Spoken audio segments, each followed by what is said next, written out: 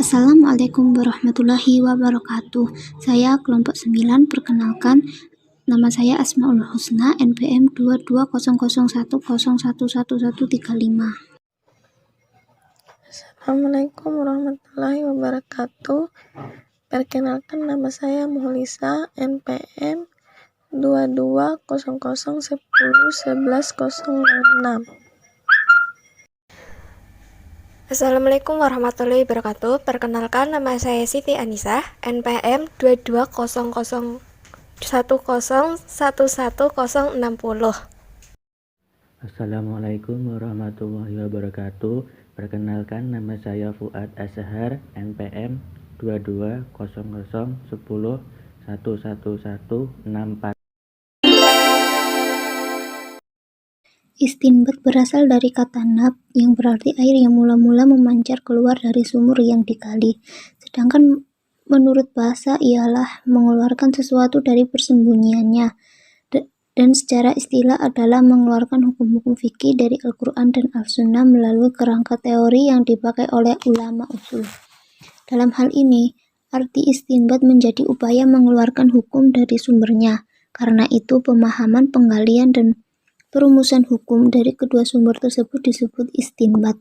Penetapan hukum Islam sumber rujukan utamanya adalah Al-Quran dan Al-Sunnah, sedangkan sumber sekundernya adalah ijtihad para ulama. Assalamualaikum warahmatullahi wabarakatuh. Baik, saya di sini akan meneruskan presentasi yaitu tentang metode istinbat. Sebagaimana yang telah dijelaskan sebelumnya bahwa istinbat merupakan usaha untuk mengeluarkan hukum dari Al-Quran dan As-Sunnah. Sedangkan Al-Quran dan As-Sunnah sebagai dalil hukum Islam yang asasi dalam menunjukkan hukum menggunakan berbagai cara.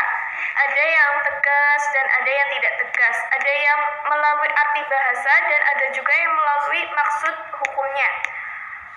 Di sisi lain terdapat pula pertentangan antara satu dalil dengan dalil yang lainnya, yang tentunya memerlukan penyelesaian. Oleh karena itu, agar bisa mendapatkan hukum yang tepat, dibutuhkan metode yang tepat pula.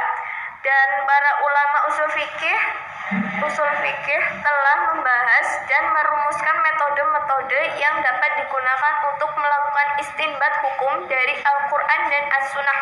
Itu menurut Muhammad Zain.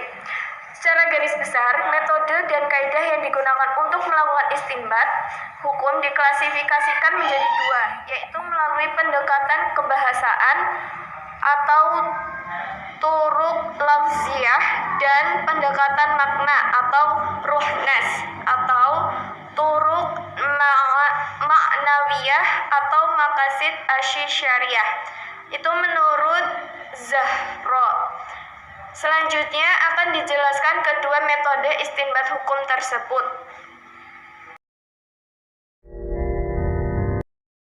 Istinbat hukum berdasarkan keberadaan teks.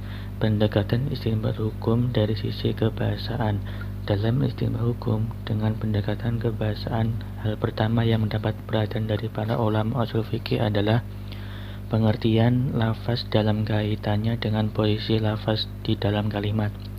Pembahasan tentang lafaz melebar sampai pada kajian lafaz dengan melihat dari berbagai sisi. Ulama usul fikih pada periode klasik telah membahas keberadaan lafaz dan maknanya secara panjang lebar dalam kitab-kitab mereka. Sutrisno 2012 57-58. Begitu panjang dan luasnya kajian tentang lafaz yang dilakukan oleh ulama usul fikih periode klasik. Maka beberapa ulama kontemporer mencoba melakukan klasifikasi dalam beberapa kategori. Menurut Nasimi, mengklasifikasi kajian tentang lafaz dan maknanya dalam 4 kategori, yaitu 1. Lafaz dilihat dari sisi makna yang diciptakan atau cangkupannya. Kategori ini meliputi am, khas, dan mustarak. 2. Lafaz dilihat dari sisi penggunaannya terhadap makna. Kategori ini meliputi hakikah, majaz, sarih, dan kinayah. 3. Lafaz dilihat dari sisi kejelasan dan tidak dalam menunjukkan makna. Kategori ini meliputi dua kelompok, yaitu A. Wadih ad-dalalah atau lafaz yang jelas 30 makna yang meliputi zahir, nas, mufasyar, dan muhkam. B. Ghair wadih ad-dalalah atau lafaz yang tidak jelas maknanya yang meliputi kafi, muskil, mujmal, dan mutasyabih. 4. Lafaz dilihat dari sisi cara isyarah an-nas dan iktida. An-nas An-Nasyimi 1998 25-26.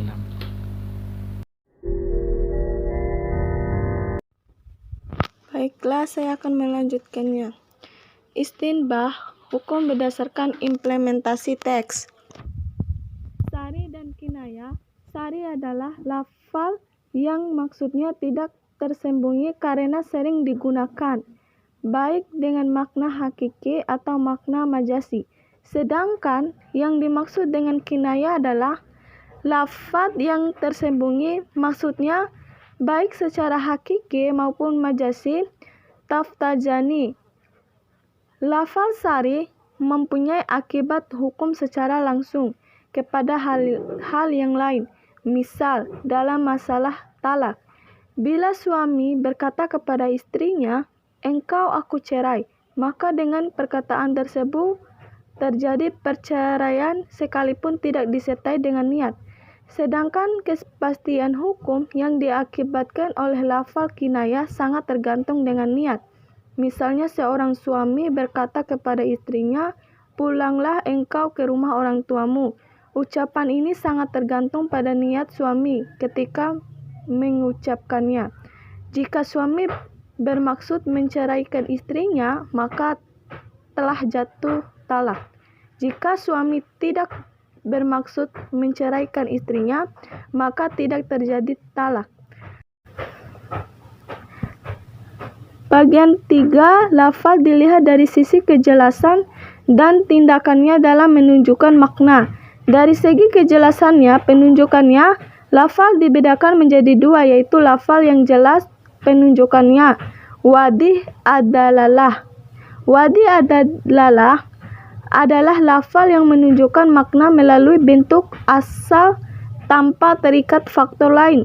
Lafal yang masuk dalam kategori wadih ad-dalalah dibagi menjadi 4, yaitu nas, zahir, mufasyar, muhkam. Dalam kaitannya dengan penunjukan makna, 4 istilah tersebut mempunyai tingkatan yang berbeda. Tingkatan yang paling rendah adalah nas, zahir, mufasyar, dan muhkam, yang menempati tingkatan paling tinggi Az-Zuhaili 1986-312. Faktor yang menyebabkan kejelasan maknanya dibagi menjadi 2. Pertama, kejelasan makna yang bersumber dari bentuk lafal hingga tidak membuka ruang bagi takwil atau taksis. 2. Kejelasan makna karena ada penjelasan makna dari dalil lain yang qat'i. Bagian 4, muhkam adalah lafal yang maknanya sudah jelas berdasarkan bentuknya sendiri dengan tingkat kejelasan yang kuat, melebihi kejelasan mufasyar dan tidak memiliki kemungkinan untuk takwil atau nasyah. Terima kasih sudah menonton video kami, semoga bermanfaat. Wassalamualaikum warahmatullahi wabarakatuh.